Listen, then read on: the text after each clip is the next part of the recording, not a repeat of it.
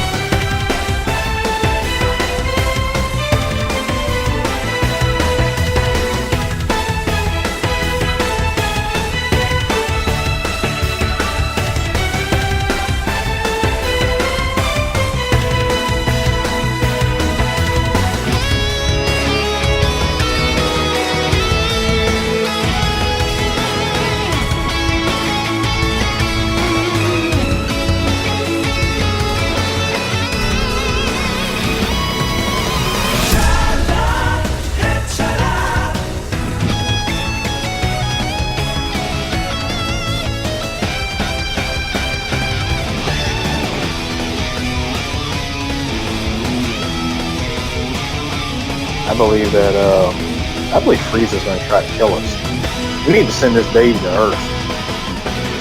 Man, check this shit out, man. Frieza ain't gonna do nothing. Look, first off, he give us good jobs. Can't say the jobs ain't good, my nigga. Second of all, you gotta agree that, yo, we do be out of line sometimes, though. You know what I mean? Let's just be real. Come on, Sam. We be wildin', alright? So, you know, if he gotta pop a couple of us, hey, nigga, look, if you was lead, you do it too. You know what I mean? And, I mean, the way I see it, and I ain't backing up Frieza for nothing, but if it was between him and King Vegeta, I take Frieza. Real talk, man. Fuck that nigga, man. Hey, what's that big-ass ball in the sky? Oh, shit. I like to say for the record, DBZ Broly, we talked about this when the movie came out. We just didn't spoil it much. What was interesting about this movie is that, you know, I saw a lot of DBZ fans, hardcore fans, that felt that this movie retcons some stuff. I don't think it did per se, but let's be real, DBZ has been slightly retconning stuff to a degree, but not...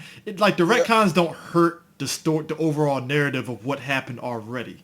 It's just like, oh, circumstances and shit, you know? Yeah. I think there had to be, now, it's interesting you say that. I think there had to be some type of retconning in general, because when Super came along, it did kind of shift a little bit. Remember, we're not talking about GT, which we'll talk about next week, that one person that's overly excited. But it kind of just moved GT to the side and just said, hey, we're going to start the continuity over. But not even started over, just iron some things out. Like, there's no oob. We're not going to do a ridiculous jump. Pilaf will be there, but we're going to add something else in. So it just changed up a little bit. But who knew it would change up the past? And I think when they did Resurrection of the Resurrection movie with Frieza, I think that's really where the retcon started coming in. Mm-hmm. I truly believe that. Oh, I'm sorry. Hi, everybody. This is Three Black Geeks, and it's a wonderful 2020. I'm here with CJ. I'm here with DJ Sue, and this is me, D. And we all love Dragon Ball so much that we said, hey, let's do a month of it, and let's just get all the shit that we had backlogged with Dragon Ball out the way. So one of them and I had to fight Chris, I wanted us to do Super Broly. Why? Man, we only talked about it a little bit. And this movie is fucking fun. It is so much fucking fun. And I said it before and I'll say it again. If this is not your number one Dragon Ball movie, this is definitely your number two. So that's like everybody was like, well, what's the rating? Do you give it an A? I said it again. If this is not your number one Dragon Ball movie, it's definitely your number two. For me, it's my number two. I'm sorry. World's Strongest has a special place in my heart. So, but still, this movie is awesome, man. This movie is awesome. I mean, but let's go in. I've said it. Look, I've said this from the very beginning. Dragon Ball Super Broly is a Dragon Ball movie done right. I mean, it's basically... So what it does is, when I said the retcon, so what was interesting about it is that at the top of the movie, we see that there's a changing of the guard because while King Cold has been regulating over Planet Vegeta, he leaves his son to basically take over, and off the break, Frieza is a straight dickhole and racist as shit. I'll be monkeys. Hello, monkeys. Bro, me and D were the only two that were dying laughing when he said, hello, monkeys. I was like, dear Lord. He walks off the ship. He walks off the ship, immediate racism. Yo, when he said, hello, monkeys, me and Chris was cracking up. And some of the kids in the movie theater, I say kids because all these niggas was in their 20s. Me and Chris was obviously the oldest niggas in the movie theater. They didn't give a shit. But when we would start laughing, all of a sudden, here's me, niggas. Everybody started laughing. Because come on. Come on. It's the same people are clearly the black people. There's no way of getting around it now, man. It's bad enough we had to have Sean Schimmel tell us to our face that, yeah, Saiyans are kind of black. Yeah, I mean... But yeah, I think it was kind of cool where Frieza come off. Not only did we get an introduction, we're going right into this bitch because this is a movie you go right into. Like, Frieza, not only you get introduced to Frieza, and we see that there is a hierarchy where King Cold, where the whole, I guess, the whole Cold family, I'm pretty sure that Cooler has his own set of people and set of planets that he ruled, but that whole family is just a big fucking empire, you know what I mean? Mm-hmm. And it's kind of funny with Frieza. We never really get to see, we only briefly see Frieza's empire in Dragon Ball Z. Very briefly, that he has his own planet, that he has his own force and all the rest of that shit. And the way they made it look like in Z is when Trunks killed Frieza the second time, that was it. You know what I'm saying? Like the whole Frieza force just fell apart. You know what I mean? But when you look at it in this movie, it looks like a massive, really huge, like almost on par with the fucking Empire in Star Wars. You know what I mean? Mm-hmm. Just this massive fucking army that he has that goes to planet to planet and just destroys everything. Just goes to different galaxies and does what he pleases. You know what I mean? And it was just kind of different to see in that way. And then not only did we get introduced to that, we get introduced to one of the most useless things in the world, but it was awesome how Frieza did it, the Scouters. Yeah. We get introduced to that off the break, too. So King Vegeta never really trusted King Cold and Frieza. And I guess apparently every time they visited, he always had snipers around just in case some shit popped off, which, I mean, we already know that ain't going to do anything. But hey, it makes him feel comfortable. Peace of mind. You know what I mean? Peace of mind.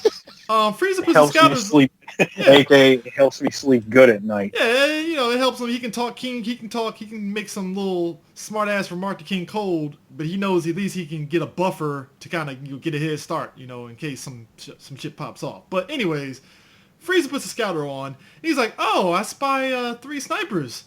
I think I'll go ahead and take them out. Bip, bip, bip. And I'm like, whoa, shit. I don't like it. And they all fixed on me too. I'm like, oh shit. Yo, and I like how King Vegeta is just looking like, ah, shit. Do I tell him that I did that, or do I just kind of play stupid? I think I'll play stupid. Lord Frieza.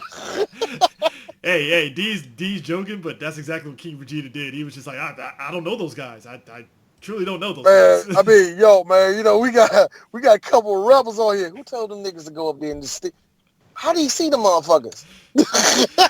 Now, what was great is that, number one, and I like it because that's what you do. Because you remember in the original show, we heard about the Ginyu Force until we saw them later on, and we heard about Zarbon and them. What I love about this, they established off the break, Dodoria, Zarbon, and Kui is like his lieutenants right there on the planet. Yep. Yeah, well, that was never going to change. Oh, I know that. Yeah, But the fact that we saw them, because remember when Vegeta got, when he went to Planet Namek, we just heard about them until we saw them in the episodes. The fact that they established them in here was actually pretty nice.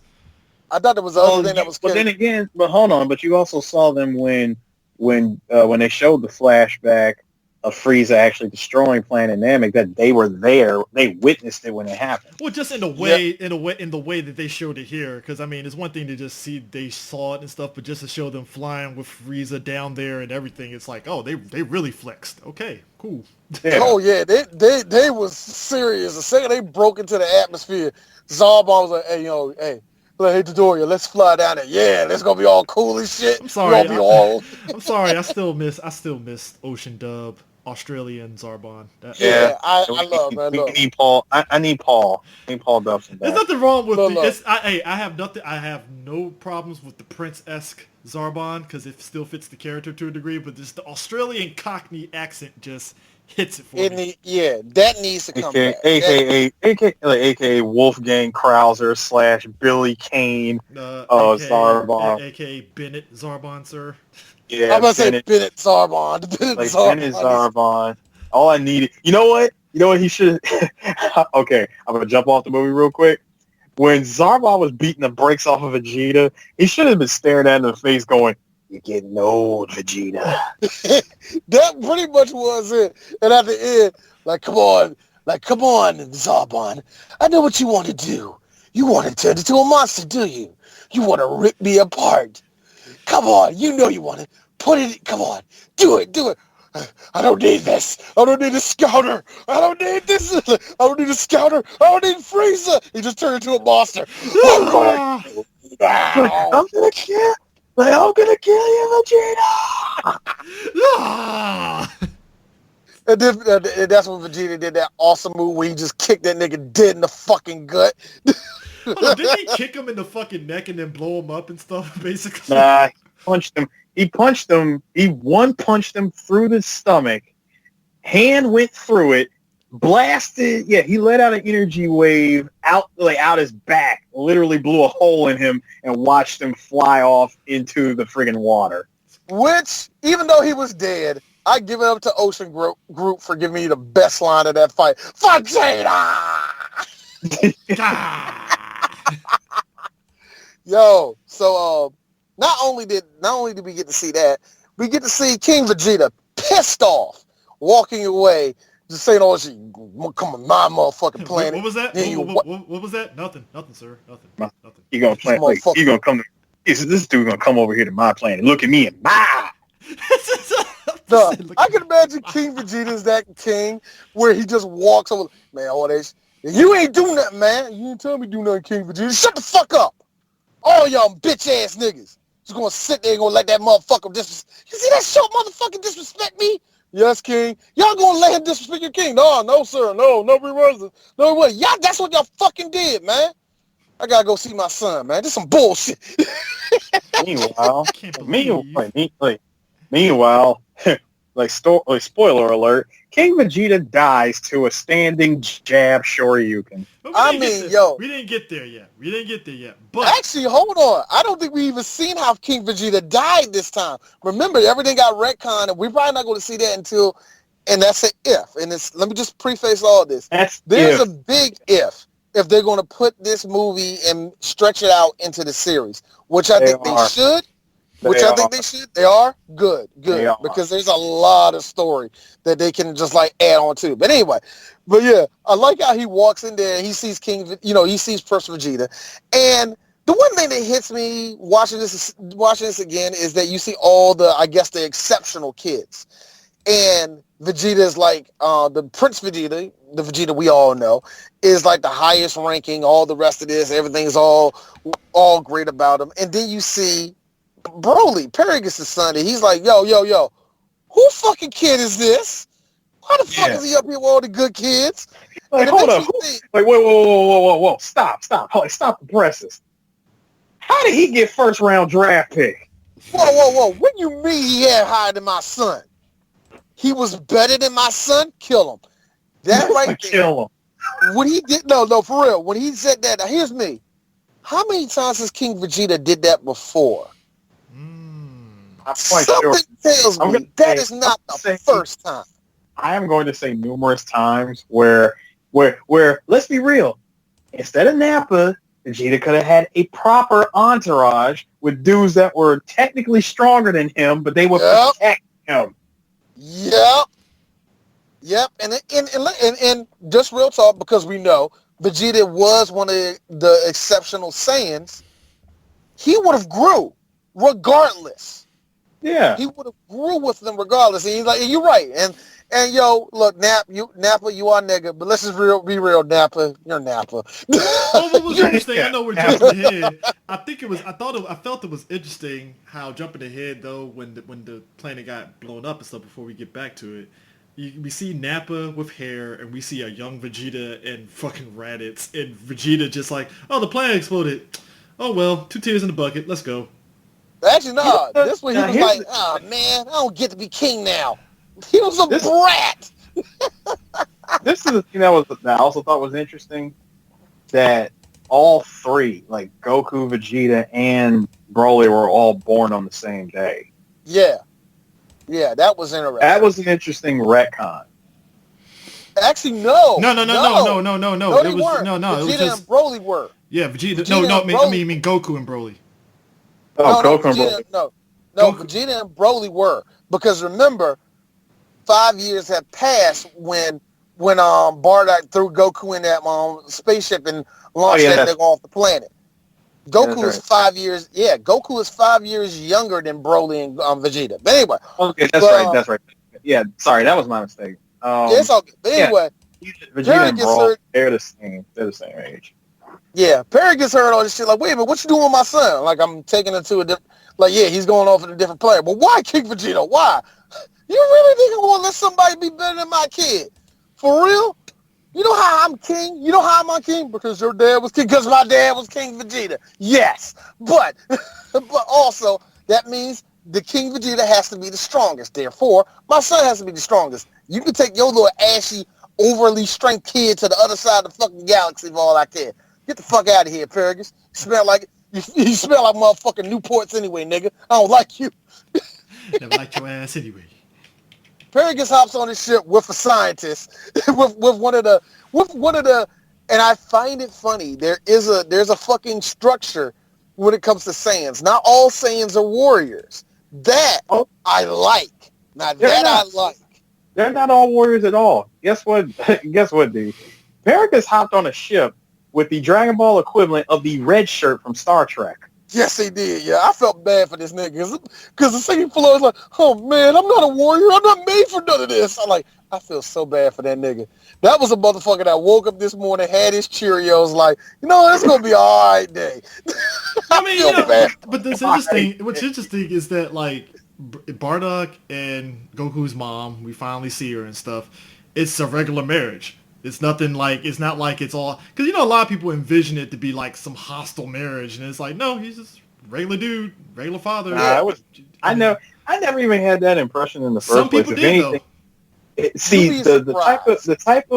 type of marriage that I always assumed that they had was like, before I even saw the Bardock special, I assumed that Goku's mom was pretty much a warrior, similar, a warrior just like Bardock.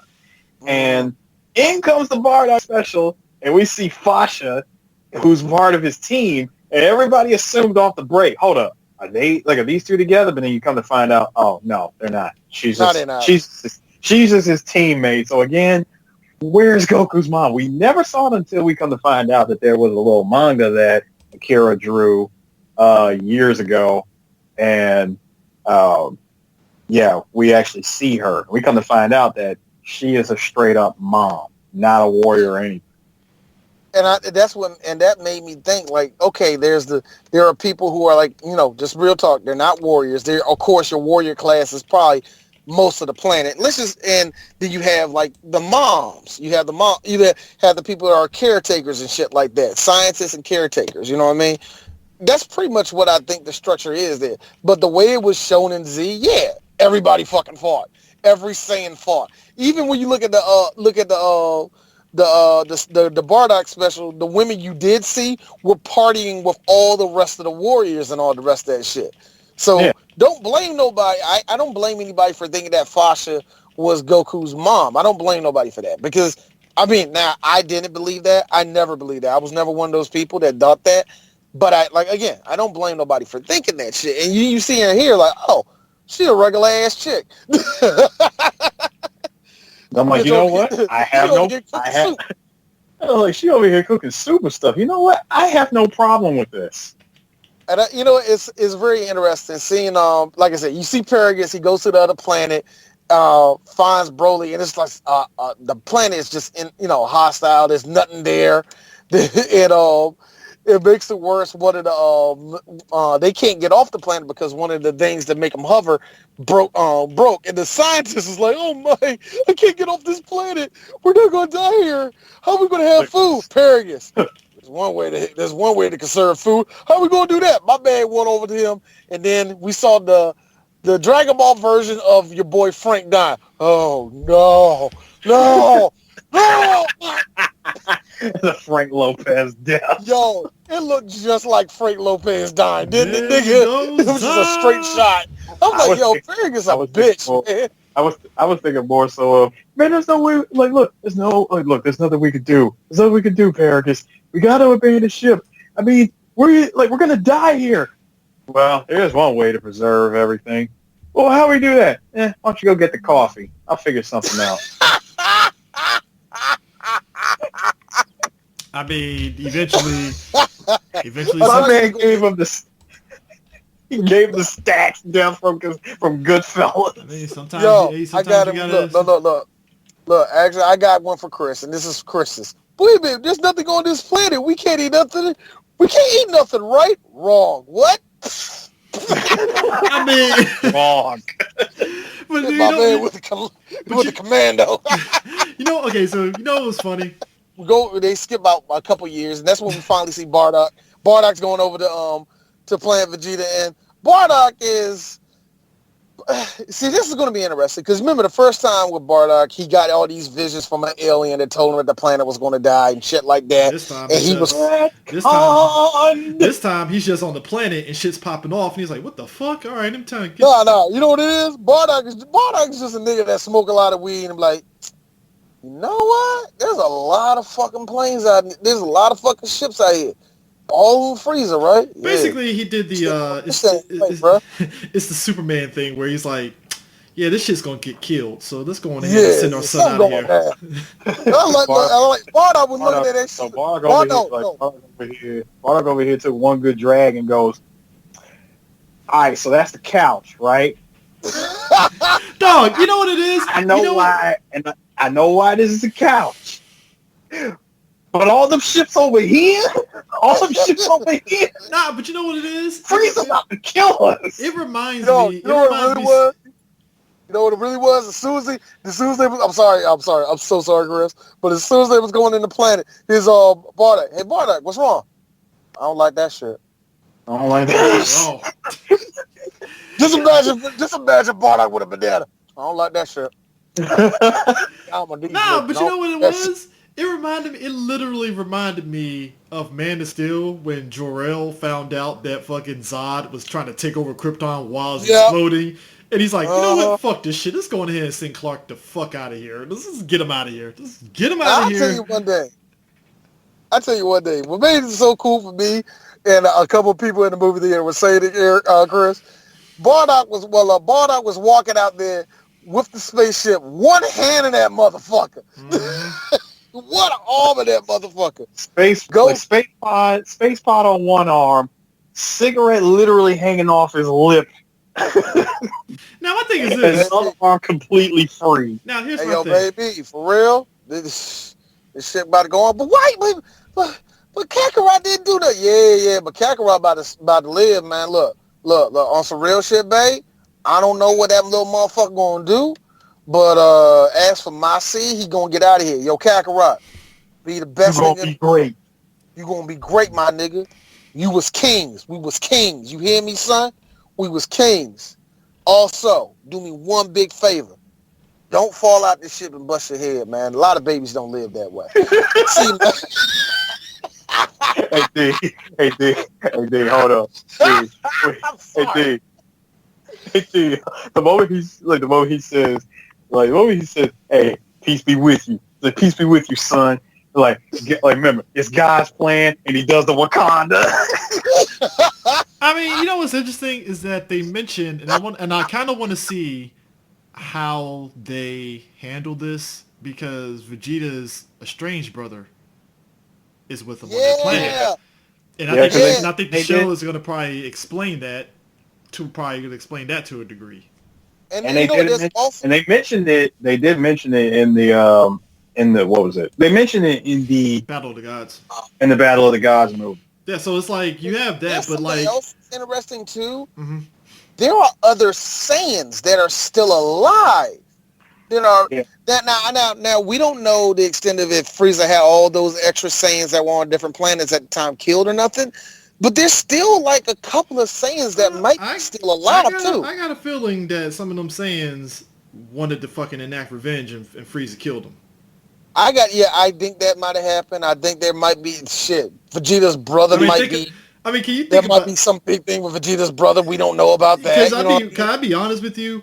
You got to imagine Raditz and Nappa kind of holding their tongue, not getting killed by Frieza, because they probably have an understanding like Frieza destroyed it, but I can't quite position if I can't like, proclaim if it's true or not. So I'm gonna hang back on this shit. Like, I know he did it, I just can't prove it. And that's how Nappa went bald, because he was doing the Charlie fucking conspiracy theory, trying to figure this shit out, and he had fucking. Yeah, you know what? That's a good question. You know what happened? Actually, CJ, you know exactly what happened. He went bald, and then he commenced the lifting weights. Oh yeah, which is why he got so much bigger in the first place. Oh, you know Nappa did that a lot. Nappa started fucking war. He started doing drugs just to cope. Start muttering Peppa Sylvia every 5 minutes.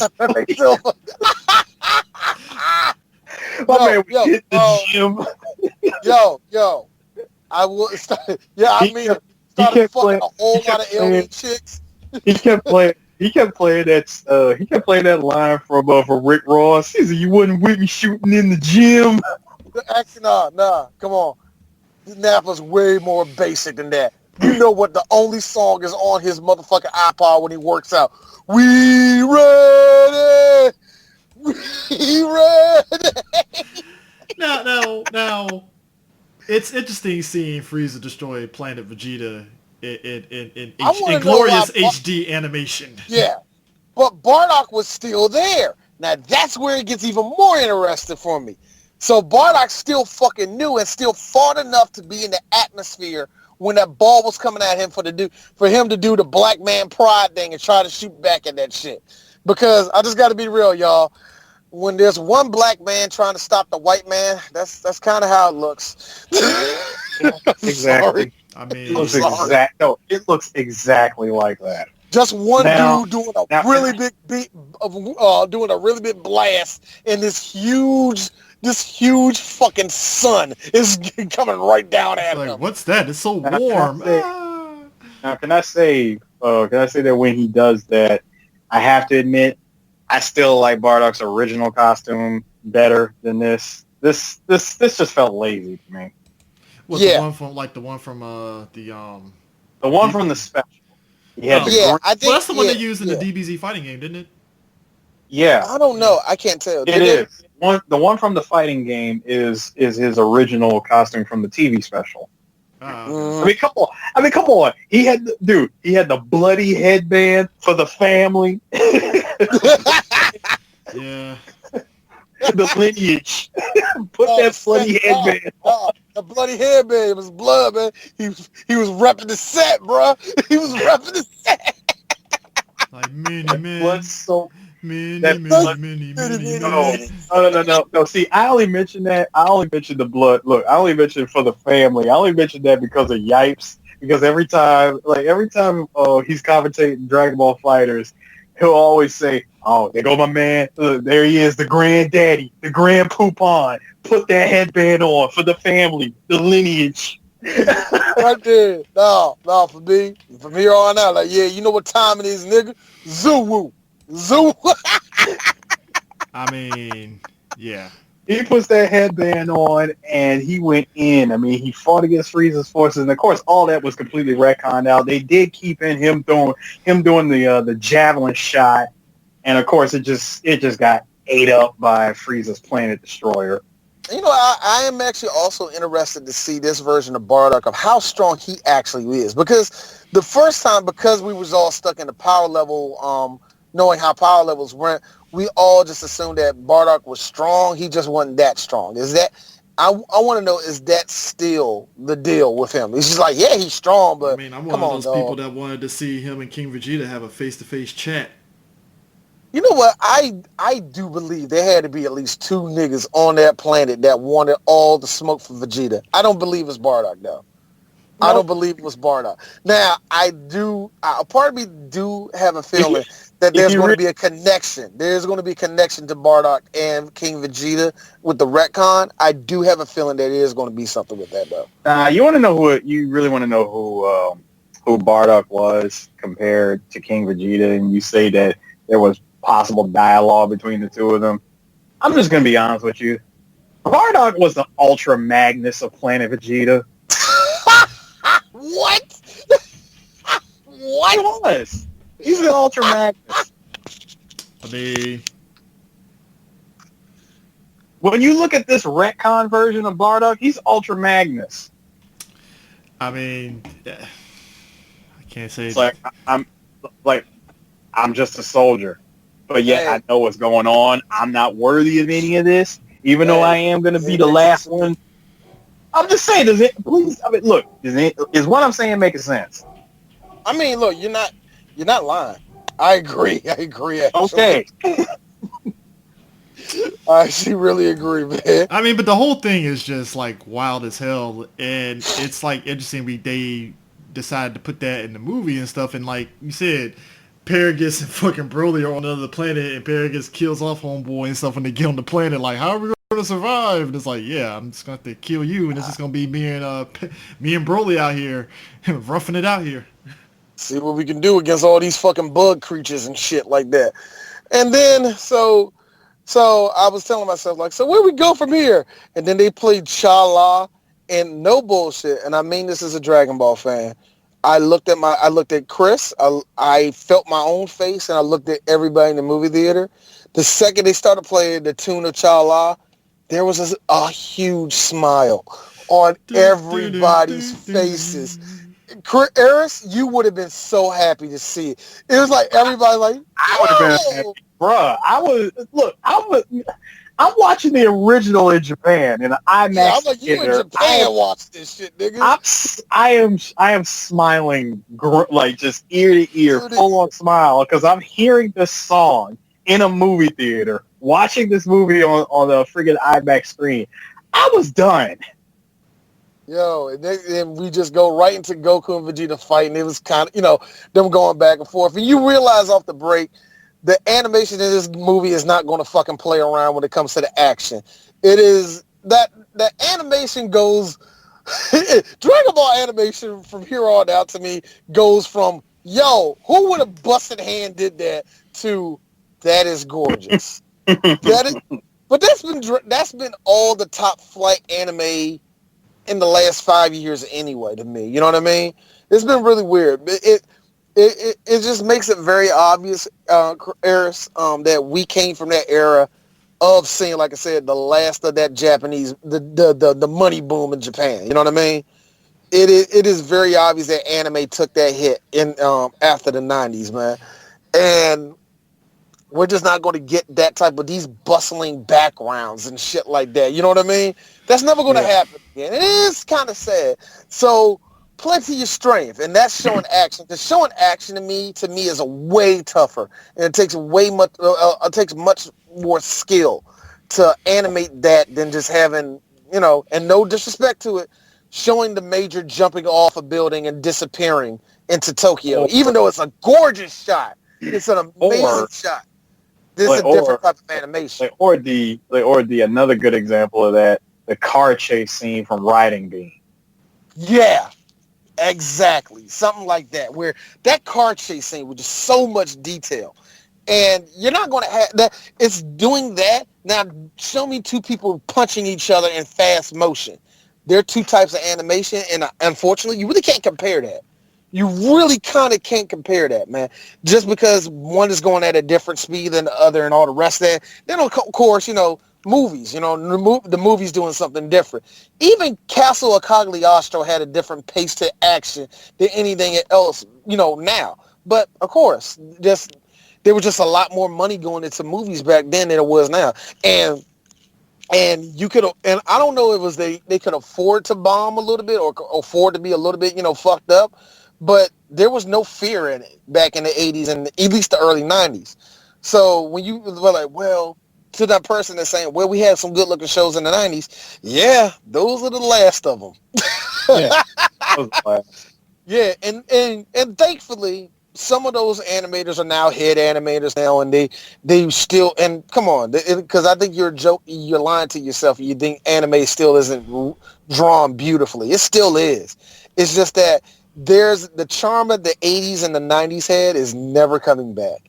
It's just not. It's a different style of doing animation and all the rest of that. And I thought Dragon Ball Super was one of the better ones. It was actually one of the better ones when it came to animation to me, man. So, you know, whatever. I had to get that out the way because somebody's going, it didn't look that good to me.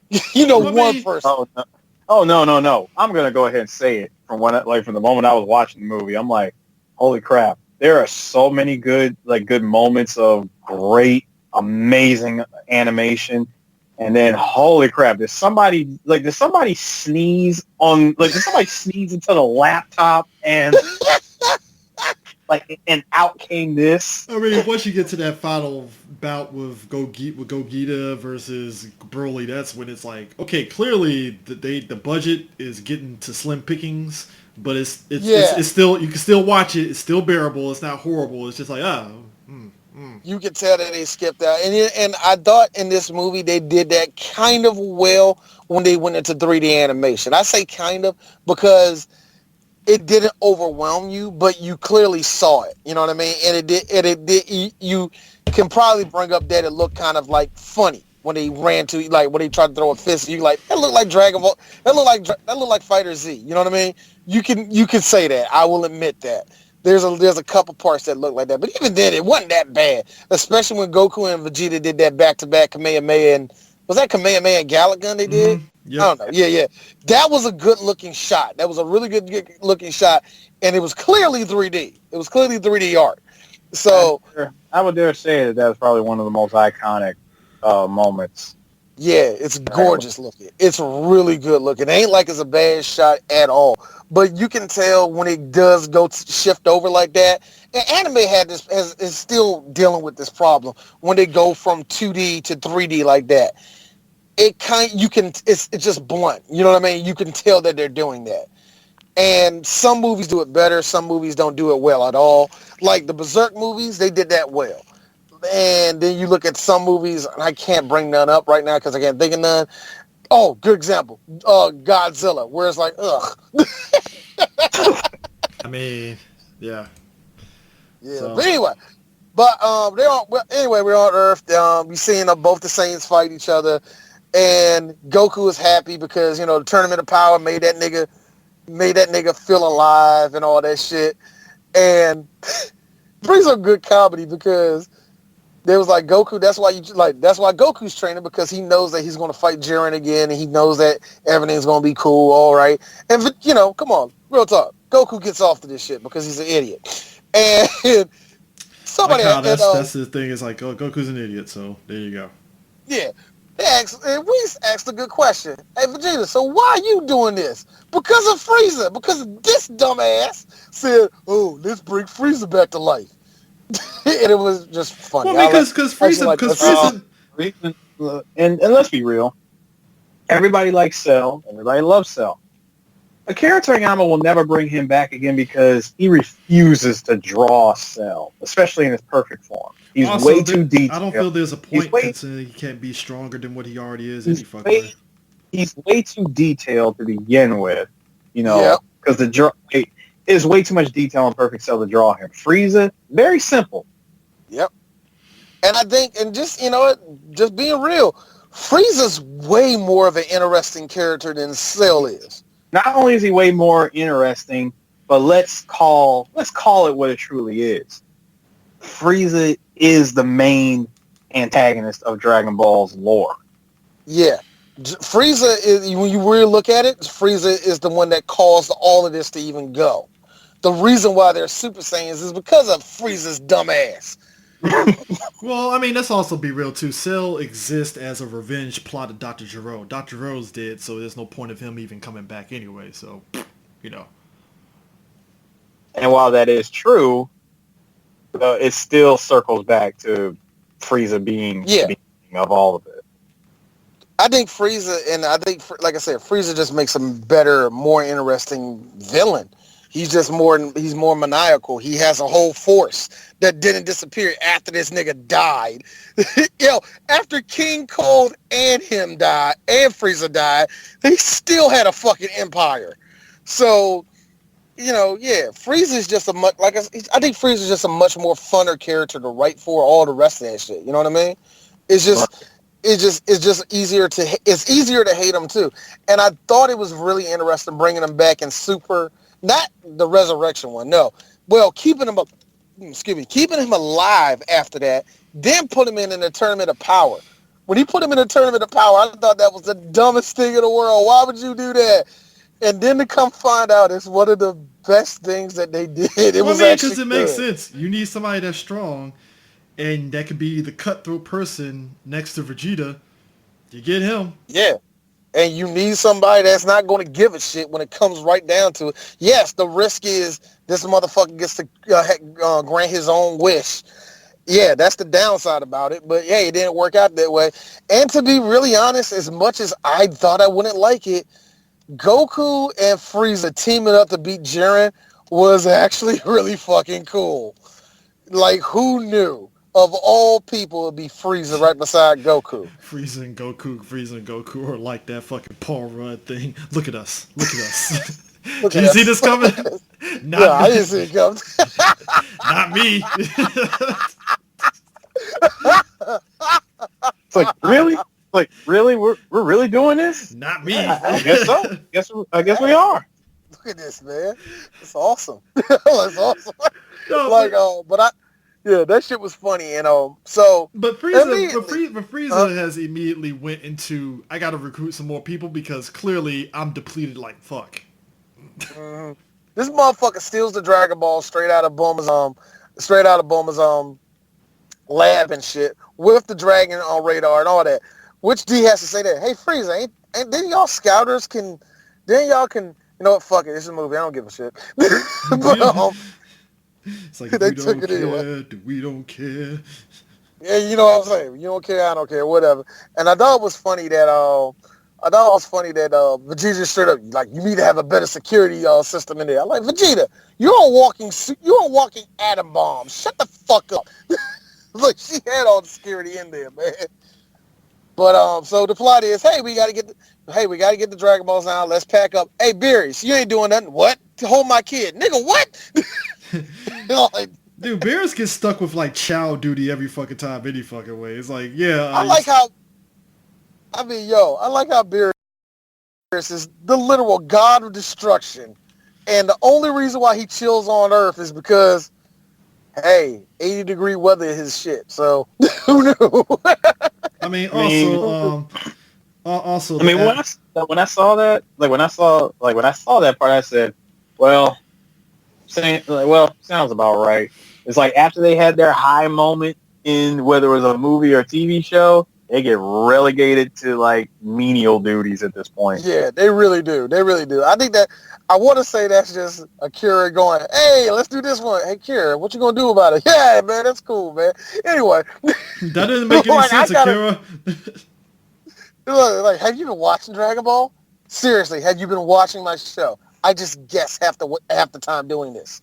Like, honestly, yeah. I think, but it was kind of cool. They go on the spaceship. They go on, not a spaceship, just a regular ship looking for the Dragon Balls. And interesting question, Goku. Hey, Bulma, I got a question. So you was already looking for the Dragon Balls? Like, yeah. Why? None of your business. Come on, bitch. What's the reason why? Because I wanted to make myself look younger. And I like how Vegeta just has this look on his face. This woman. This goddamn woman. This bitch. This bitch. And I like that she's like, well, and Whis being her gay friend, Whis is like, oh, really? So how younger? Just 5 years.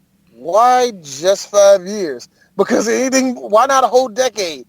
Because anything more than 5 years will be noticeable. Oh, Boomba, you look so good. Who's your plastic surgeon? I will not have it.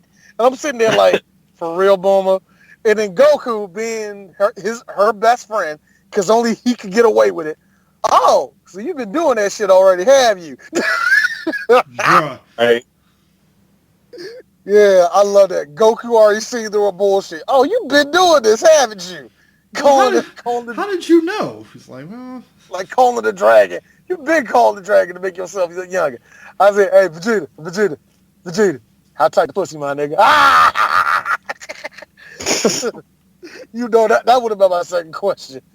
Yo, man, but it does kind of explain one thing, just to be honest with you. Bulma is still hot. That shouldn't be. Like, that again, hold on. First of all, she's 38. She's still, wait a minute, all right. Okay, I gotta get these, she's 38 years old. She's 38 in Japanese. Why the fuck? She don't need the Dragon Ball. Anyway. Doesn't.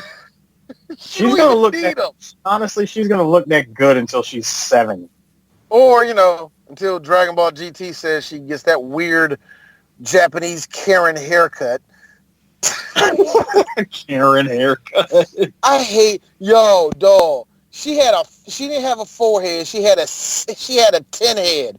What the fuck was that, man? All the girls had big ass foreheads on GT, man. But let me give you a news flash. All of Akira Toriyama's women are heads shaped like that. That's weird because in Dragon Quest it varies from woman to woman because some of the women in that game have big foreheads, others don't. So it varies depending on how much he likes them. Oh, really? Look! I want you to look at those same characters. Just pull the bangs away from their hair, and then on top of that, matter of fact, that's really all you gotta do. Pull the bangs away. Especially in Dragon Quest. Just pull the bangs, away, and you'll actually see that they're all big-headed. Okay. I mean, I'm not gonna debate Akira you on Toriyama. Look, Akira Toriyama ain't slick. He has a style. So basically, he's that guy that texts in Japanese, "Hey, big head, gotcha." Yeah, he does. Oh, yeah, look at that dome. Literally and figuratively, yeah. I mean, So, meanwhile, on Frieza's ship, Frieza's like, yes, we're almost to the Dragon Balls. They are all mine. Just a question, Lord Frieza. Why do you want the Dragon Balls? Do you want to be immortal? I was thinking about that when I was stuck in hell. I was thinking to myself, having eternity is really, really boring. This dude. Like, that shit had me rolling. I'm like, see, Frieza, if you would hate it. See? Yeah. Well, you gotta remember. You remember Vegeta was the first. Remember Vegeta was the first one that won eternal life. Remember? But that's because he wanted to kill Frieza. And that was just a fallback just in case this nigga kill me.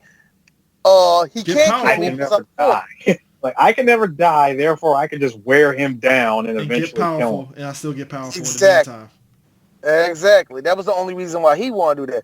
Frieza was just a dumbass. Frieza was just like every other white man with power. I want to be powerful forever. Like Watchmen, where they was like, man, I want to be Dr. Manhattan too. Make Exactly like make that. white great again. I'm like, this is stupid, but that's white. There you go. I'm sorry the way he said that's white. But he was like, Lord Frieza, so what do you want to do, Lord Frieza? Oh, I will never tell you. And Blueberry, my bitch, spilled it. He wants to be taller.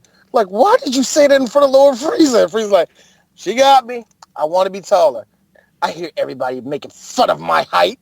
I'm like, in the movie theater, everybody is fucking losing their minds, Eris. Everybody is cracking the hell up. And he was like, how tall do you want to be? I want to be 5 centimeters taller. What? Because anything more than 5 centimeters, everybody would notice. He's like, I want to look like I'm still growing. Wow. Okay. I mean, can you got it. really be angry at his ambition? I'm not angry at his ambition, but I am kind of, side-eyeing him, but, that's the... I mean, he got short... Look, he got short people problems, all right? Leave him alone. Considering that he fucking jumping Shoryu kicked fucking King Vegeta, he should be happy. Now, you know what? I got a question, though. You know what? We love that scene. All three of us here at Three Black Geeks, we all fully support that that bunny hop Shoryuken that he gave King Vegeta and, like, killed him off the break. I don't want them to retcon that, but they're going to retcon it, aren't they? Oh, yes, they are. Oh, God, they are. You know what they're going to do? It's going to be even more badass. He's going to fucking straight just fucking punch him in the stomach and blow him up. There you go. You know what? I think it should happen. Frieza chokes this nigga out with his tail. I want him to, because you remember King Vegeta finally snapped and was like, fuck this bitch. And he tried to fucking attack him and then he got choked out. That's what I'm saying. I want to see that. He getting choked out with his tail. And it's like, King Vegeta, you're going to, like, he's like, Master Frieza, you want to kill King Vegeta? Yes, I know. And he just, like, kills him, like, yo! I would love that. That probably ain't going to happen. He probably going to key blast him. Ooh. Like, that's so exciting. But anyway. Or he uses the pointy end of his tail and just impale him. Which I'm shocked Frieza has not done to any of the Z fighters. Or at least one of the random Namekians. You know what I mean? I'm surprised he never did. I mean, we get Dr. Gero who can straight up Heil Hitler Yamcha, but Frieza can't do it with his tail. Hitler! Hold on. Cell kind of did it. Remember? Yeah. That's what I mean. But yeah, the first Cell when he started, killing a bunch of people, sucking up all their life force and shit like that. Oh yeah, that's what I'm saying. Like Cell can do it. Uh-huh. Yeah, that is true. So then we go over to what hentai was made for. Oh boy. Here we go. Favorite girl in all of Dragon Ball. At least I think that's one of his favorite girls in all of Dragon Ball. She's the new boo. She lied. Thank you. She lied, and I'm just gonna call him Scott. Scott. I like that. Actually, he's more of a Rufus to me, especially his English voice. Yo, seriously, man, he's missing just a cigarette hanging out of his mouth at this point. Hey, she lied. Bring that cute little ass up there. We almost did the motherfucker. I have to say that he looks like he does nothing but work on ships all day as a mechanic. Again, that's what he is. He's that old guy. That's a motherfucker that spends a lot of his time under the hood. You can tell. I mean, so they go down to the he's gotten used to Chi-Li's obvious attractiveness that it doesn't even faze him. You know what? It's kind of funny. I hate to sidetrack it. Chris, you don't understand what I'm saying here. Women don't believe men when we tell like our significant other, like, yeah, she's just there. I bet you be looking at her ass all day.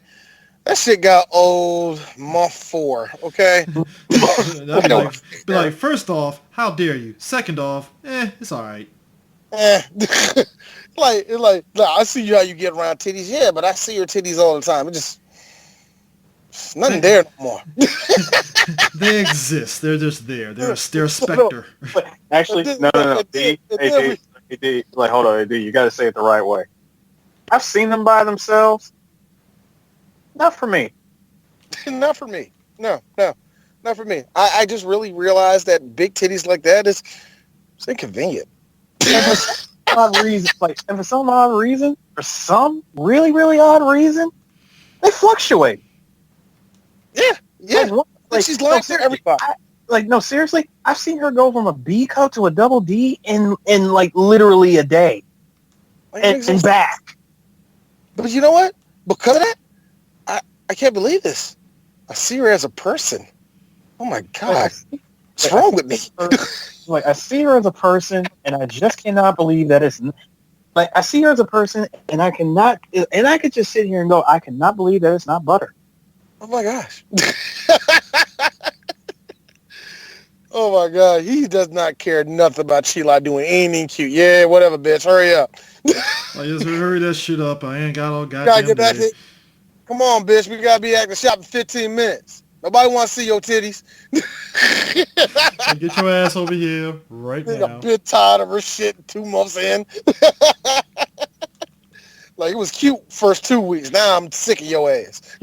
Anyway, so they go out to the planet that Broly is on.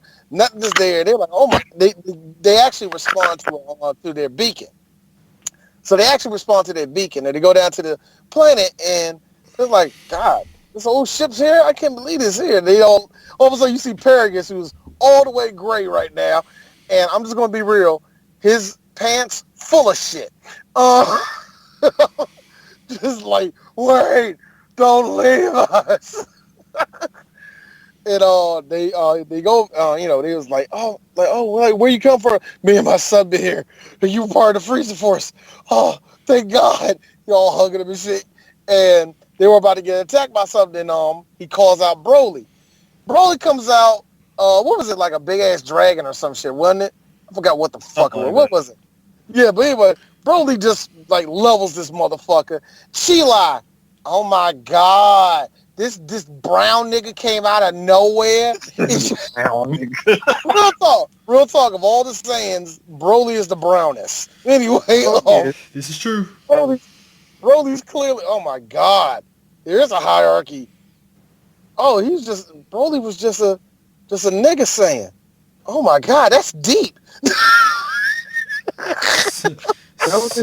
Did you notice Broly's hair? My man has been all natural since birth. That man been washing in Bug's blood for years. And she lies like, oh my God, who is that Adonis? Literal Adonis. Who is this motherfucker?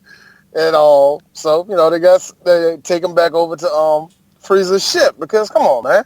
It's 2 fucking Saiyans in the middle of nowhere.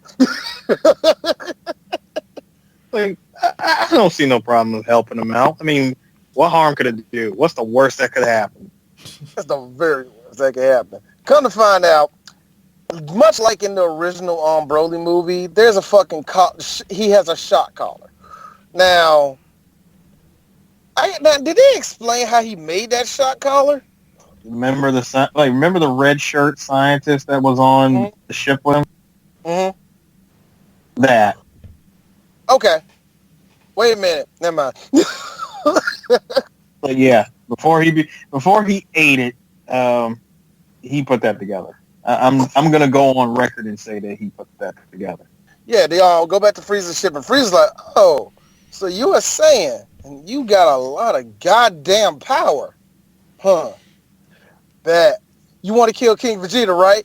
Like, yes. What happened? Oh yeah, we blew up the planet Vegeta, but his son's still alive, for real? Yeah. So you trying to pull up on that nigga? Yeah, all right then. I'm like, yo, I bet. It's like, I bet. Here's what we gonna do. Frieza asshole. Look, see, Frieza asshole for so many different reasons anyway. But that right there, just opportunistic. Like I'm at least try with this motherfucker, and I got all 7 Dragon Balls, and I'm gonna be 5 inches taller because that's really, really important to me.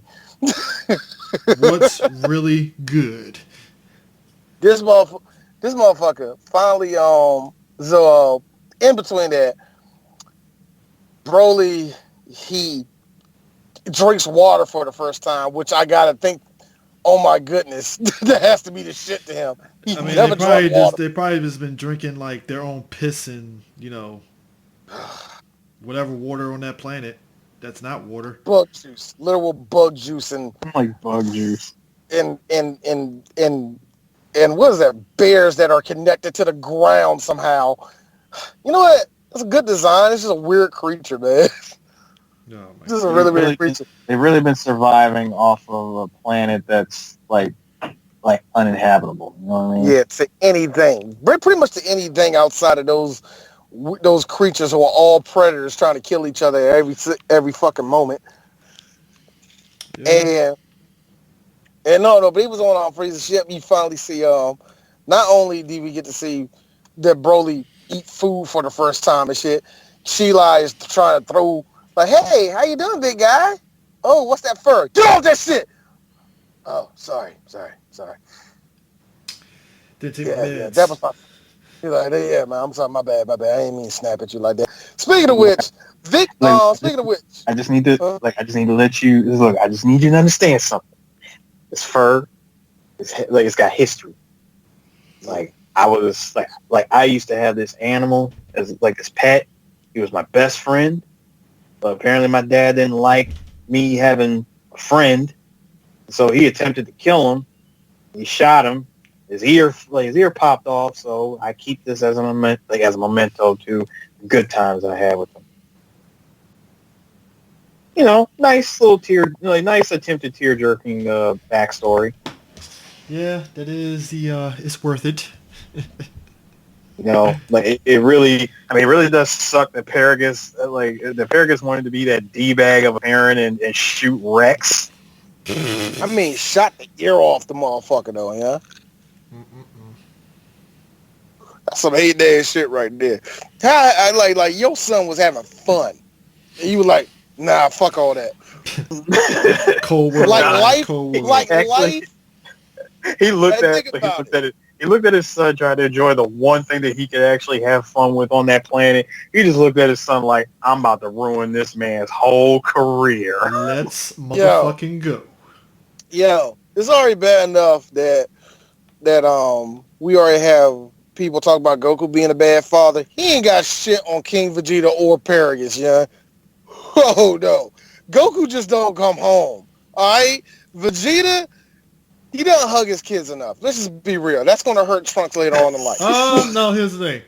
Vegeta hugs his kids way more than King Vegeta did, which is basically 0. So Vegeta's already got a leg up on his dad by at least hugging Trunks.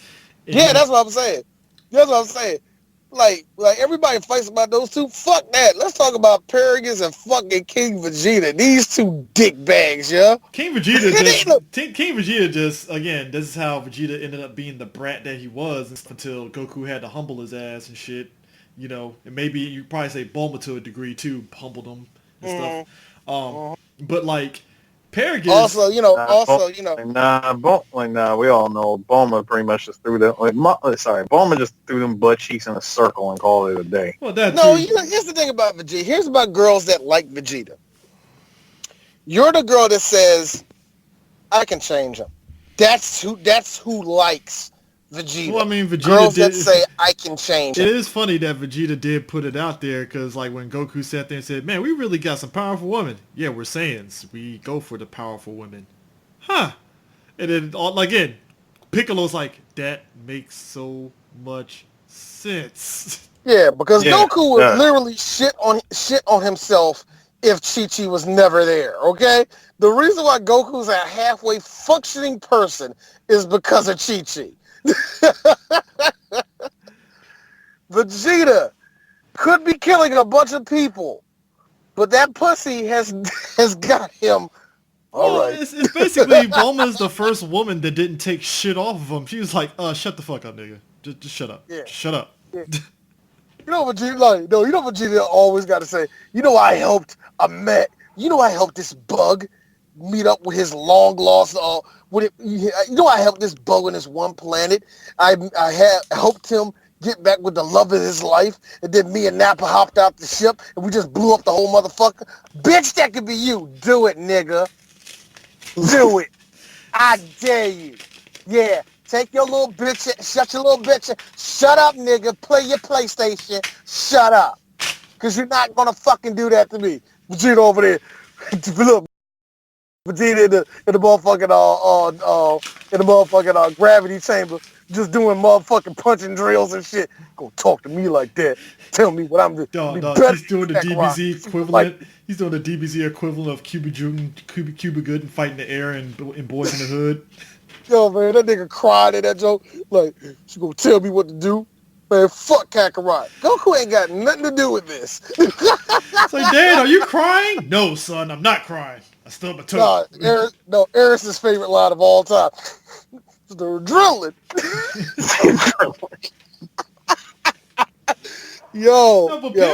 Paragus is the equivalent of the father that all of a sudden we talk about Mike Tomlin. He takes his shirt off. We're gonna fight, son. Let's go. Yo, Paragus looked like that dad that did that a lot. Just because his son was so fucking exceptional as a fighter, it looked like he just did that on purpose. Like, nah, you a man. He one of those dads. Side note, you a man. Step out there. Side note, and Eris would know this, and he'll agree with me. That was Sterling K. Brown in Waves. I saw Waves. That was definitely Sterling. That was definitely Sterling K. Brown in Waves. I'm hoping to God I am not that father who basically says, "What you want me to do? Hit you? Yeah." I mean, no. I'm sorry, son. I pray to God I'm not going to be that dad. I got 3 sons. I pray to God I don't do that to one of my sons. I swear, Waves, we had a Paragus and Bardock moment. We had a Paradis and Broly moment in that movie. I was like, oh shit, Broly about to punch the shit out of his fucking dad now. Yep, it's come to it. Ding, ding, ding, ding, ding, ding. But and the thing that threw off me and Chris is that it didn't go down. It never. Look. I'm gonna be real with you. You want it not to go down. As an audience member, you thinking it is, and then it's like, that didn't live up to the expectations. It doesn't. Cooler heads, bringing the whole situation down. But I was glad the movie did that. By the way, I was glad they did. But it's funny because Paragus the whole time, he is like Broly's hype man, like my son. He's basically Paul Heyman, like my son, Broly, strongest guy ever that can actually fight. No one can see or match my son's potential. And I like how Frieza has a disapproving stare, like, we'll see. Now, he just looks like a scrawny monkey to me. But now, the best part. Now, here's the best part about all this. They pull up on the planet. Coming down. And I liked it because when Goku and Vegeta got out the motherfucking ship, Bulma, shout out to Bulma, you just heard Megan Thee Stallion playing, like, blaring and shit. I like how Goku and Vegeta came out their fucking ship with the Bape jackets. I'm saying Bape, but it's Bape. They weren't Bape. No, they weren't Bape. They weren't Bape at all. Hey, D, let's go ahead and bring it home. They were Helly Hansons. Yes, They were Helly. Yeah, they weren't. No, Goku was a Helly Hansen. Motherfucking Vegeta though, that was straight up just real talk, man. Because she ain't gonna have her baby out in cheap shit. That was an Eddie Bauer joint right there, man. Goku and the Helly Hansen, Vegeta and the Eddie Bauer. By the way, did you notice Goku with the Nike boots? Yes. I mean, so they get there and they're sizing each other up, and Frieza's, gloating as usual, and we finally get the fight. The fight that happens. Now, what makes this fight so great is that both Saiyans, Vegeta and Goku, They both go through all their stages, and they go through the fights differently. Vegeta coming out and having that type of showing in his whole fight was so good to me. It basically was made up... because Vegeta looked good through all of that fight until the very, very end of it. But most of the time, Vegeta was like laying this nigga. It made up for, and I loved it. It made up for the OG Broly movies where he was just getting fucking. It was like Rey Mysterio versus Kevin Nash. Like this motherfucker getting his ass whooped and shit. Yeah. And I think what made that. I think that's what I like about how the pacing of Dragon Ball has turned into at this point, where it does just come on like it doesn't mean you have to be the strongest of all. You don't have to have the strongest mode to be wasted and laying the nigga out. They do that very well. Even because Goku and Vegeta in their base form do put hands on Broly. Well, I mean, that's what made it interesting with Vegeta is that I like how off the break, and I like the transition where Broly punches him and Vegeta blocks it and he has that smirk on his face like, this is going to be fun. And he just takes the jacket off and it just goes ham. And I like it. And here's where I laugh because you always want to see other Saiyans see this happen. Vegeta powers up, goes Super Saiyan, and Paragus is like, what the fuck is this? And then Frieza's like, oh, you didn't know about that, did you? It's Super Saiyan. I thought that was a joke. I thought it was a joke. This is real? Yep. And that's when Frieza little does Paragus know his son's got something up his sleeve, sir. Oh no, I know you that. You don't know about. I know that, but it's just the fact that Paragus is like, son of a bitch. It was right. I thought it was just bullshit. I thought Bardock was just bullshitting me that day, but I guess not.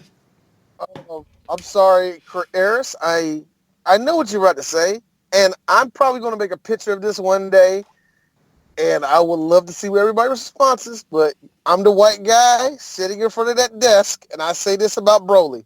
Broly's special power is plot armor. Change my mind. Maybe in the OG movies, yeah, but in this one, no, I think in this one is that too. I think it's handled a little bit better. Yeah, it is handled a little bit better. I will say that, but it just feels like it feels like that was his special power to me, yeah, because he just kept getting stronger and stronger. You know what it reminds me of? Broly's power reminds me of what they were trying to do in GT with Super Saiyan 4. Because you remember Super Saiyan 4 was basically their monkey form in a different way, so to speak. Mm-hmm. And I think that's essentially what Broly is. Broly's power is basically, he doesn't have his tail, because I think Paragus cut it off. So yeah, he did.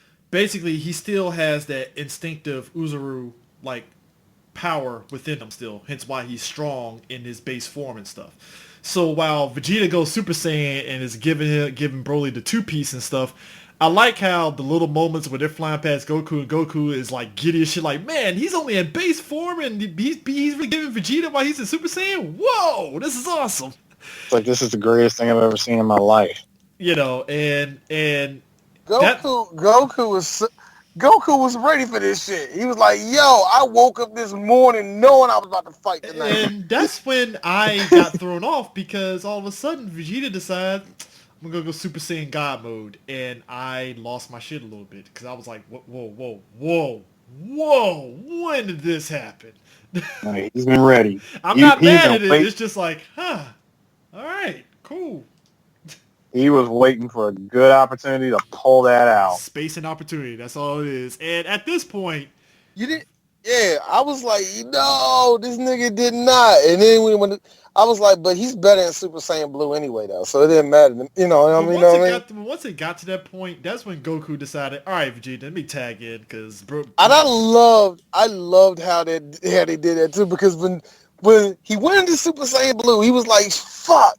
How's this nigga still not going down? It's like Vegeta was getting tagged by that point in the fight. He was getting lit up at that point. But still, Vegeta, any other time, would have won the fight. You know what I mean? Yeah. No! Why is this motherfucker not staying down? Like you said, Goku tagged in. Why would you die? And then Goku jumping around doing all his, doing his little Brock Lesnar bop, jumping up and down this shit. Now Goku gets in position. Here comes this motherfucker Broly. Hands. Bruh. Turnabout is fair play here. If Vegeta got hands put on him in the OG movies, well, in this one, Goku's the one that gets hands in Goku got rocked. hands and Hold on. First of all, let's just keep everything a buck here. Broly looked at everybody and said, "Yo, everybody can get it." Goku got the hands and feet straight. Oh, okay. I got it. Look. What my son brought this up. He was like, he's like, that's so unfair. The reason why Goku can't do nothing in his base form is because he can't go into Kaioken. I was like, yo, he wasn't going into Kaioken the entire time. Mm-hmm. Because every time he was about to go into Kaioken, he would get fucking hands. Well, because basically, it's basically the equivalent of... Broly knew, Broly knew what was up. It's like, nah, I'm not giving you an opportunity. Period. It's the equivalent in CVS 2 when you're facing somebody that has in-groove and just runs and rushes your ass down. You ain't going nowhere. It's like, yo, right there, my favorite line of all time from 6ix9ine. Stupid, I ain't gonna let you get the chance. I mean, and it's like he's putting it on him and stuff. At this point, and this is where I'm like, Goku, get into Super Saiyan now. You need to calm this fight down. Now, this is where it gets funny. Because Goku goes Super Saiyan Blue, and Goku is basically putting it on Broly, and at this point, Frieza's like, alright, I know how to trigger this. Bam! Shoots fucking Paragus and does the most fucking bitchiest and funniest thing ever. Boy, Broly, the Saiyans killed your dad. You see this? He was like this. He's like, okay. He just breathing. Broly, look what he did to your father. A straight ki blast killed him. Look. Like, he was like pointing this shit. Everybody in the movie theater airs lost it. Bruh, Broly. Everybody like, this bitch ass nigga. And I will tell you right now. I said this to our boy Donze in the theater. I said the moment he did that, first of all, both of us are cracking up laughing.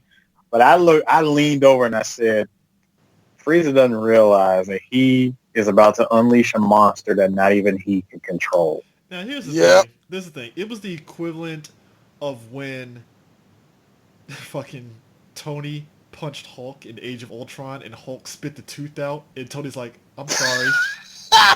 That was Broly right there. It was like, Goku's just like, ah, shit. I'm fucked, am I? Yep. Oh my god. Better yet, this was the equivalent of all that for a drop of blood. Bruh. Yo. Or, I take it a step further.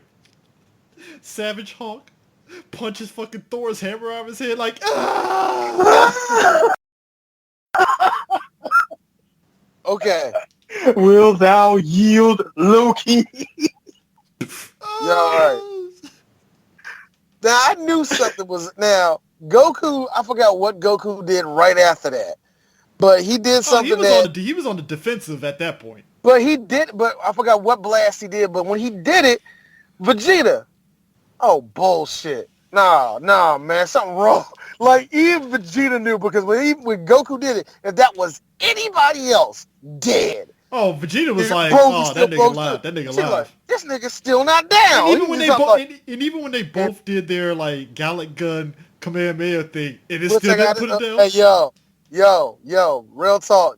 That was the best part of the fight, of the whole fight to me, was when Goku and Vegeta, both Super Saiyan Blue, going at that motherfucker. I love that part. Now, and it's that motherfucking blast. Now, here's where, and D picked up on this. This is where it gets interesting.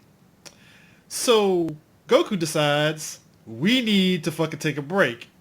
Leads Broly to Frieza. Whoa, we missed a part. There was a part on there that everybody in the movie theater was cracking up. Remember when Goku was laid out? All of a sudden, you just see Piccolo like, Goku, what's going on? Everybody in the movie theater like, hey, yo, cuz, what's wrong, bro?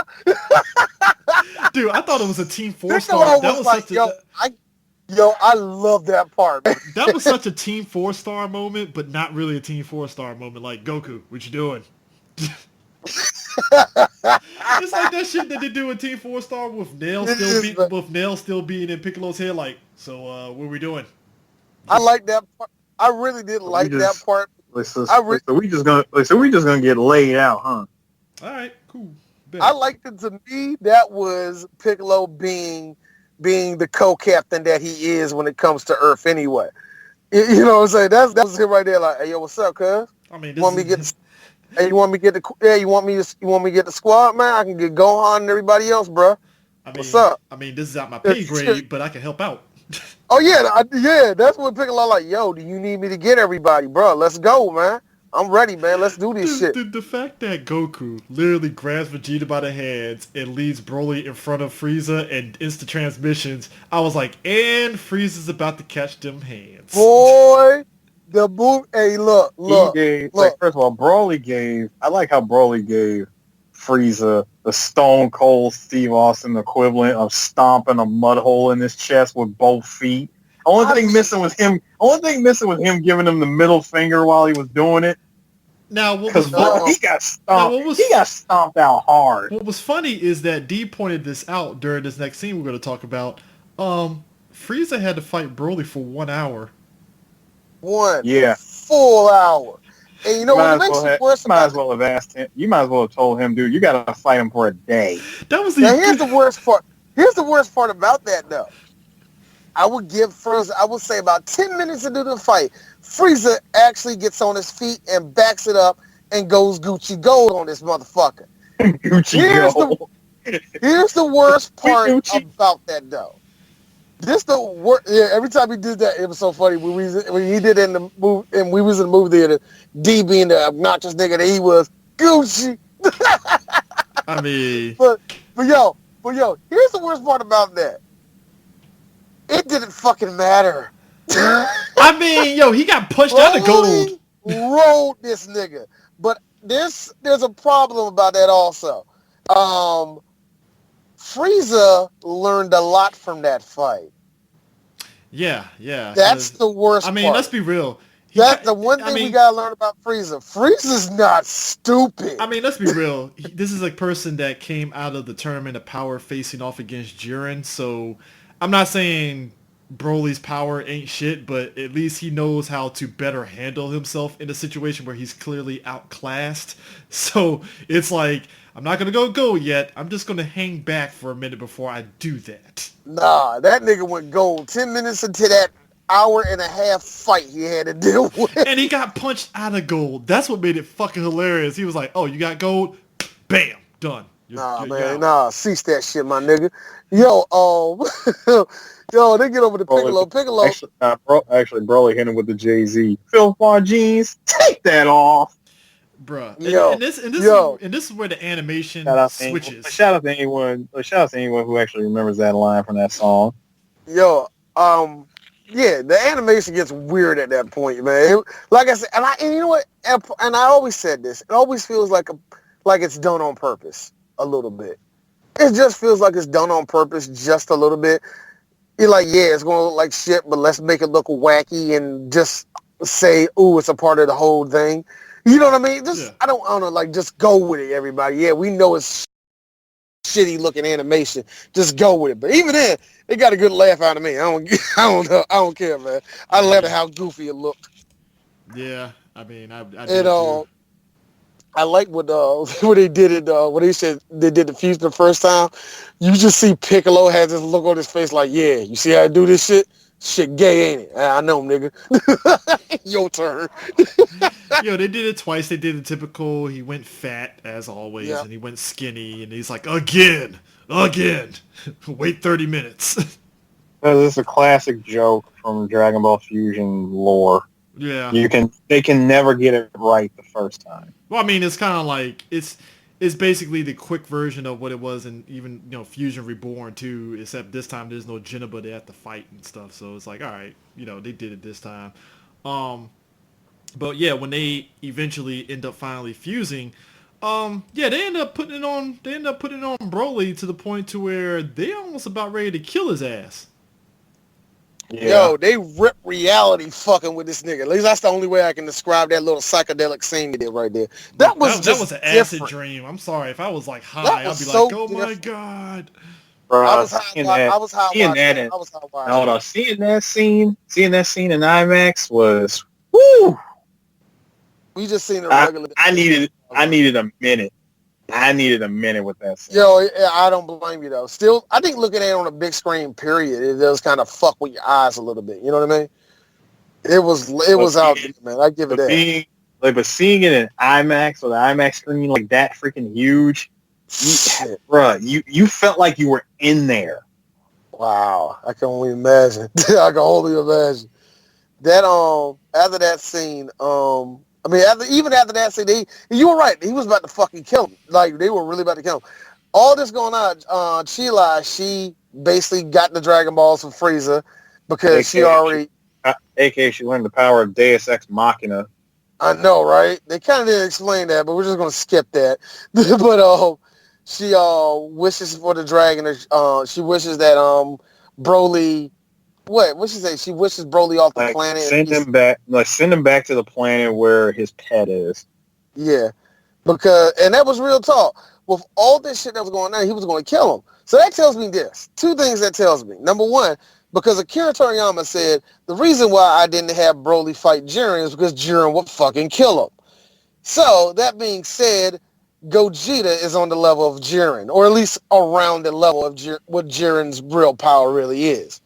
So I think that's the only thing you can come out of this if you want to be that type of person to think about this shit. But that was on my mind when I watched it. But I mean, it makes it kind of interesting too because it's like you get to the end and like I said, Broly is still there. Broly is in a bit of a middle ground at this stage because it's the question of is he going to be on Goku's side or is he going to be on Frieza's side? It is that kind of question because they don't know. Well, I don't think he's going to go back to Frieza. I already know that right now. You guys know full well. You know full well this is Dragon Ball. He is going to be on Goku's side eventually. Which, I mean, I still like that meme of the next Tournament of Power, Vegeta and Goku walking in the tournament with, like this, and they fucking dancing and shit, and all of a sudden fucking Broly pops out of nowhere. Surprise! You know that's going to happen. Something like that. It's going to be like a Galaxy tournament or some bullshit like that. It's going to go down. And he's going to be there. And I'm just going to say this. Akira, I know that wasn't your character, but Pycon better show up. Why not? Or at least his cousin, Jake. He needs to show up. I will say this. I'm kind of mad. I am mad that of all characters, Pycon is like the one character that I wish was legit canon. Because they don't give a fuck about Pycon. It was kind of fun.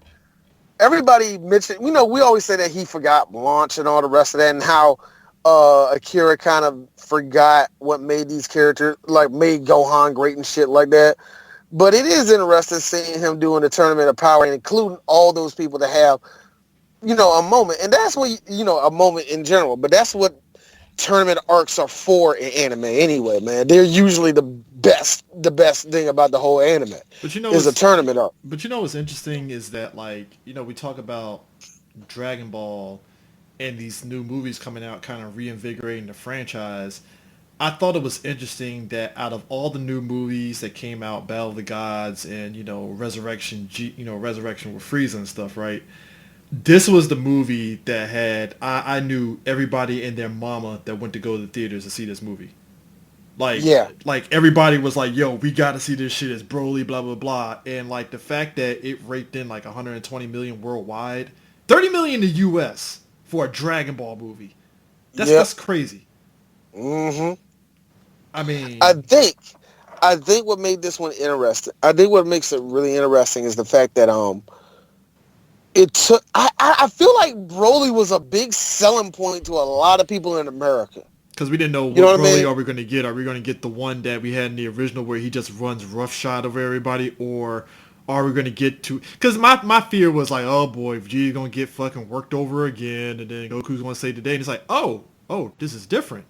Okay. No, see, I told y'all... No, see, I told y'all when I got out of the theater seeing it, I told y'all both before y'all got the chance, this is gonna be a good movie. No, I'm saying before, but this is before you even said it though. I think a lot of us just had trepidations because it was just like, oh, I wonder what it's gonna be like. So this is before you said that. I know you gave us peace of mind, but it was just before all this. It was just like when they announced it, I was like, I don't know, man. It's gonna suck if Vegeta gets run roughshod over again. You know, because the big difference this time is Vegeta isn't like being scared shitless Vegeta like he was in the original movie. It's like, no, he's confident now. He's confident in his abilities and shit. It's a different Vegeta anyway. This is after Z. This is where, if Z was like the growing point, like you said, this is like everybody's older now. Everybody has been through a whole lot at this point. They're a fucking team. As much as Vegeta doesn't want to admit it, Goku is actually his best friend at this point. You know what I mean? And it's just like, it's a different Vegeta. It's like, this is not the prideful Vegeta we had before, you know, where everything was like that. This Vegeta is prideful, but he is willing to work as a team. He's willing to be the number 2, but fuck it, I'm the number 2, but motherfucking Kakarot, you know what the score line is, nigga. Yeah, 0-2, bitch. It's like, it's still 0-2. It's still 0-2. Real talk, if they're going to fight again, I did say I want to see Goku win. Real talk. Make it 0-3. Make it 0-3. And make this one hurt a little bit. Hey, Kakarot, real talk. Real talk. Not only is it 0-2, I survived your spirit bomb. How about this? That. Because I'm a sucker for chaos and stuff, just give us the Rocky 3 ending. Done. Wow. Ding, good. Ding. Chala, hey, chala. Done. Shut up. That's actually better. Just give me the Rocky 3 ending. Done. That will fuck everybody's heads up because at that point their head cannon is just going to explode like, And everybody's gonna be like, great. Now we're gonna have to wait like 20 years for somebody to go from Vegeta. So I heard, I heard a rumor that you and my dad fought each other one last time or something. Who won? I swear, man, it's gonna be. I'm telling you, the reason why I do that because it's that Rocky 3 ending is the equivalent to the Street Fighter anime movie with Ryu jumping in front of the truck about ready to kick it. Yeah, it's like jumping towards the saddle like U-Haul truck. I'm more interested to see in the after credits of what happened after. Did he actually kick the truck and succeed? What happened? I got to look, Chris. Spoiler for you. Optimus Prime wins. Okay, keep the fuck going. No, I just want to see Ryu just kick Bison through the window. Just I know, right? Like you want to know what the end it is, but yeah, I think hold on, but it's not even just the fact that this thing really showed that Dragon Ball still had. Well, of course, Dragon Ball. I think at this point it was slowly building up to that point. Yeah, though. Let's be real. It was. I think Battle of the Gods is what got everybody. Because let's be real, before Battle of the Gods, Dragon Ball kind of was still in the public eye because of the video games and because of Kai and all that stuff. And once Battle of the Gods came out, it was like, oh, this is something new. That's after. Okay, and we were still speculating on, is this canon, is GTs and blah, blah, blah. And then Super came out and it's like, oh, okay, well, that answers that. And that's that. And let's be real, Super, I like Super because it addressed a lot of stuff. I did not expect them to revisit Future Trunks. Didn't expect that. I didn't really think they were going to do we got the return. Yeah, we got the return of Future Trunks, but this Future Trunks is even more different because if I'm not mistaken, doesn't that one have a relationship with Mai? No, well, they were both alive. They were both alive in that. Well, he talked about her, if I remember correctly, in the original show. So it's still canon within reason. It's not no, dude.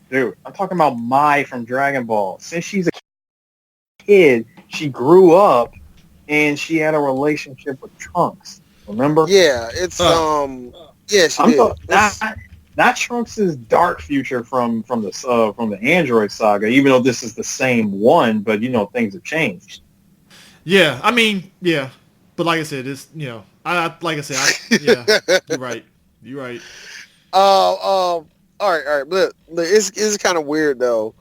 Like Super is and we're not going to go to Super anytime soon. Let me just make it very clear. We're going to Dragon Ball. But we're not going to Super anytime soon. There's no big rush for us to go there. I did just want us to talk about this movie because the movie is great. You know what I mean?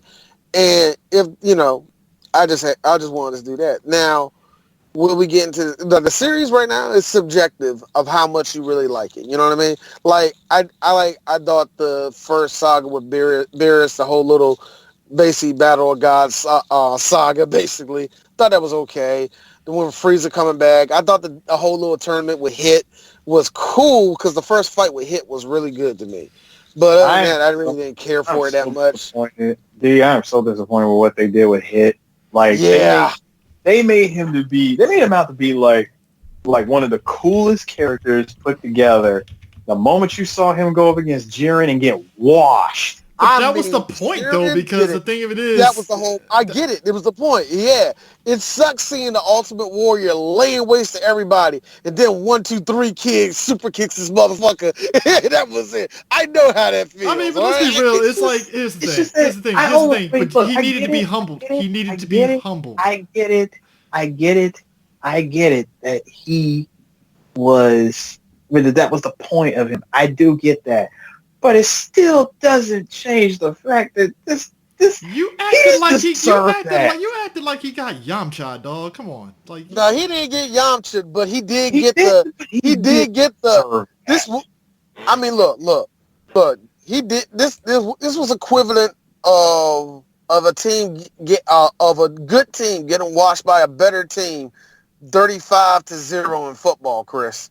So I think I understand what he means. Look, I get it because Jiren had the Super Cena armor on him and stuff, but it's like, look, Hit was going to get humbled sooner or later. Better Jiren than like Vegeta on some bullshit. I mean, I'm just saying. That's not, but like then just be real. I'm being really honest. Besides it's top 3 for me when it comes to Dragon Ball sagas, period. And it might change when we go through Dragon Ball because one of the Dragon Ball sagas might really be special to me when we go through it. But anyway, I'm with the shits on Dragon Ball, so you already know. I know. But the Tournament of Power to me is in my top 3 of my favorite sagas of all the Dragon Ball. Because it didn't go as much as because it was one of those things where it didn't go the way I think a lot of us expected it. Anybody saying otherwise is full of shit because nobody expected 17 to win that shit. I think we all presumed, let's be real, a lot of us was like, oh, Goku's going to win through some bullshit. It's like, oh, that's not the case. Okay. There was 3 things from the Tournament of Power that nobody expected. Number 1, Master Roshi's sacrifice. Number 2, no bullshit. Number 2, my wife cried at that shit, nigga. Let me get these out there.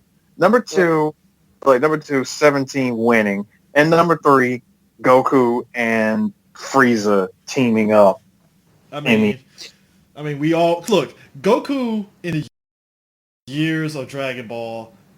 Actually, Dragon Ball period has always been fun when you see the villain and hero team up. I mean, look, when we saw Piccolo and Goku teaming up against fucking Raditz, we lost our shit. Let's be real. We did. When we saw Goku and Vegeta teaming up, particularly, against Broly in this movie, and other times they teamed Frieza to a degree, it was dope. And now we see Goku and Frieza teaming up against Jiren. It was them against Majin. Yeah, Majin Buu. So I would say that more. Yeah, you better. Yeah, but we were hyping stuff. But like when we see Goku and Frieza, it's the same feeling. It's like yes. I mean, hell, granted, it's a non-canon movie. Goku and Piccolo versus fucking Garlic Jr. in the first movie. Look. When you saw Piccolo and Goku take them weights off, you knew business was picking up. Yeah, exactly. I think. But yeah, I think with the whole saga, you also got these good fights. You got we got to see Topo flex. We got to see motherfucking Jiren kill everybody. We got to see the first fully black character from Compton. Wait, we're not Compton. Where's this nigga from? Despo. My thing is this though. Here's a they question. gave that nigga the hoodest voice in the world. I lost my shit. Here's my thing before we go. I was like, yes! Do you think Super is going to recognize Oob in any way. You know what? I would like to see if they do. It's one of those things where he was clearly a canon character. You know what I mean? I mean, they recognize the Boo saga. They recognize the Boo saga to a degree. So I mean, hold on. Let me answer that. If they were to bring in Oob, then that would mean, even though they recognize the Boo saga, that would mean that they would have to. Well, they obviously did ignore that tournament that took place. 10 years? No, I think it was 5 years after Boo was destroyed.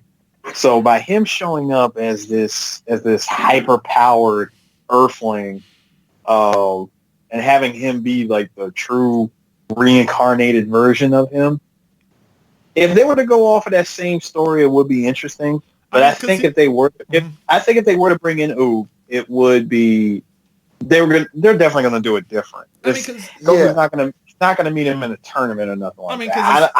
I don't believe he'll meet him in a tournament. I think they're going to meet, but it's not going to be in a tournament. It's going to be different. Because it's interesting because it's in the manga. He's actually chilling with King Choppa in that village.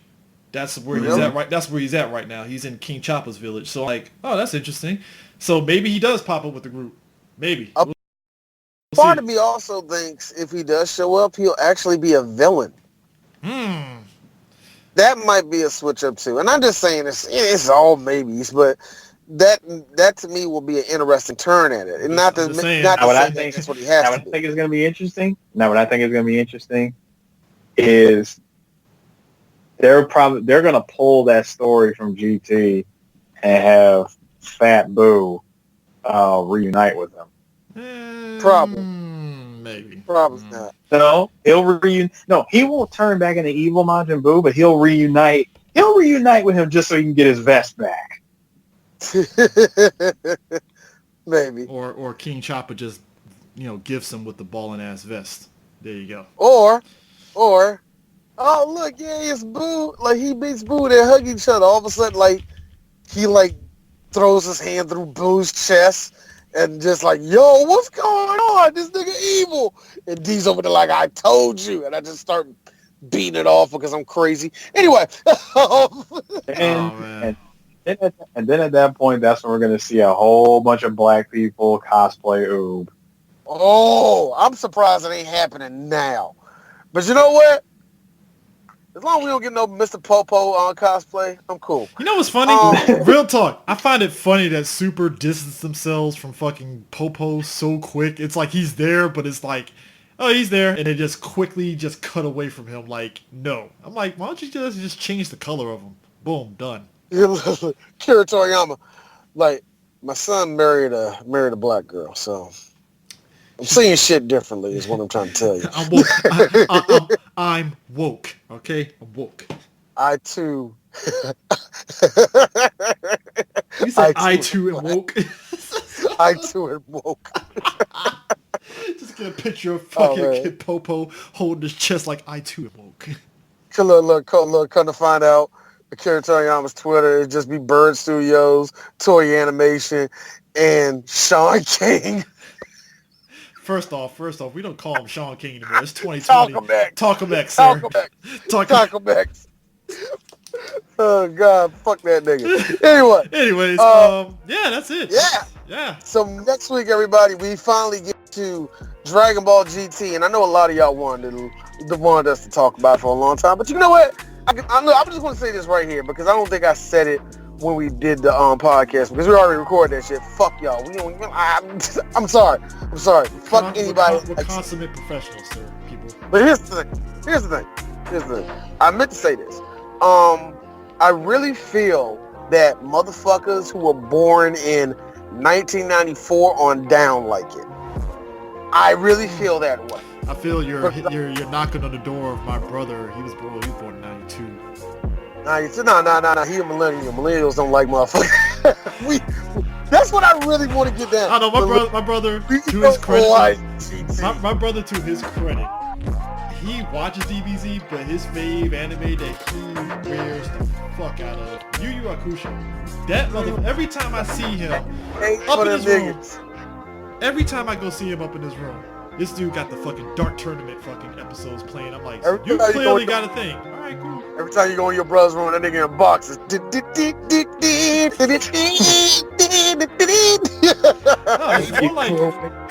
No, it's more like every time I go in their room, it's the song that plays during the bar scene. It's like, oh, there you go. You know what? Real talk.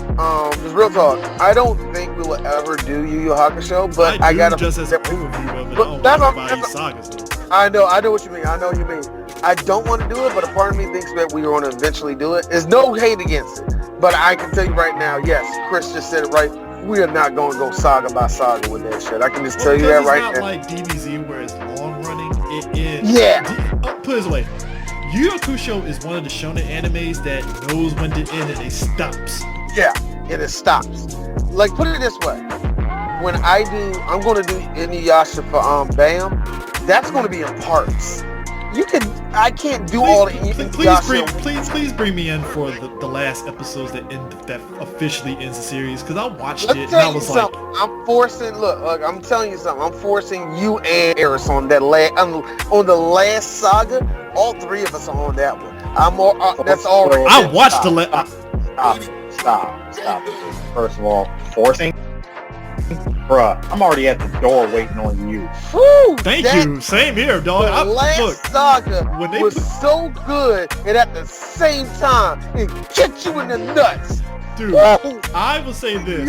It pissed me off so much. You know what? Is it safe to say, and I love this movie, is it safe to say that Inuyasha, was it last something, whatever, was basically the Rise of Skywalker of the show?